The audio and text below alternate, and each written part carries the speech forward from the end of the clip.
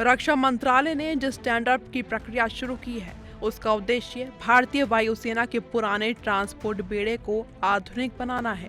Multi role transport aircraft ऐसे विमान होते हैं जो केवल सैनिकों को ले जाने के लिए ही नहीं बल्कि सैन्य उपकरण, हथियार, वाहन, राहत सामग्री और आपदा के समय जरूरी सामान पहुंचाने के लिए भी इस्तेमाल किए जाते हैं।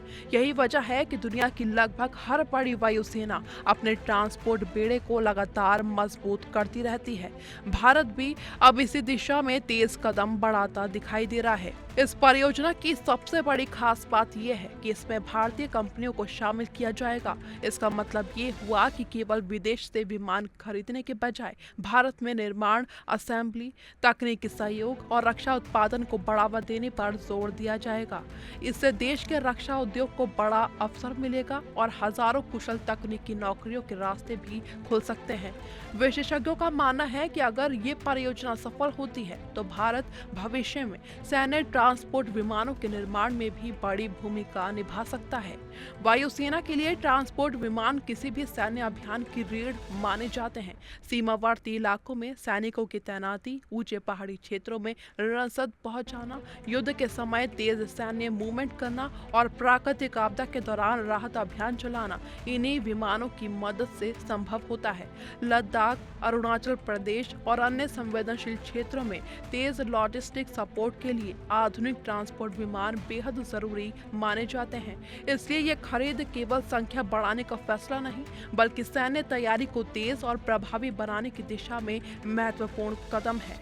रक्षा विशेषज्ञों का कहना है कि आधुनिक युद्ध केवल लड़ाकू विमानों से नहीं जीते जाते। किसी भी सेना की असली ताकत उसकी लॉजिस्टिक क्षमता होती है। अगर सैनिकों, गोला बारूद और उपकरणों को सही समय पर सही जगह नहीं पहुंचाया जा सके तो बड़ी सैन्य शक्ति भी कमजोर पड़ सकती है। मल्टी रोल ट्रांसपोर्ट विमान इसी चुनौती का समाधान होते हैं। वे कम समय में बड़ी मात्रा में सैन्य संसाधनों को दूर दराज के इलाकों तक पहुंचाने की क्षमता रखते हैं। ये परियोजना भारतीय निजी और सरकारी रक्षा कंपनियों के बीच नई प्रतिस्पर्धा भी पैदा कर सकती है। विमान निर्माण, एवियोनिक्स, इंजन इंटीग्रेशन, रखरखाव और सपोर्ट सिस्टम जैसे कई क्षेत्रों में भारतीय उद्योग को काम मिलने की संभावना है। इससे देश में रक्षा तकनीक का स्तर बेहतर होगा और लंबे समय में आयात पर होने वाला खर्च भी कम किया जा सकेगा। सरकार का लक्ष्य केवल खरीद करना नहीं बल्कि देश के भीतर मजबूत रक्षा उत्पादन क्षमता तैयार करना है।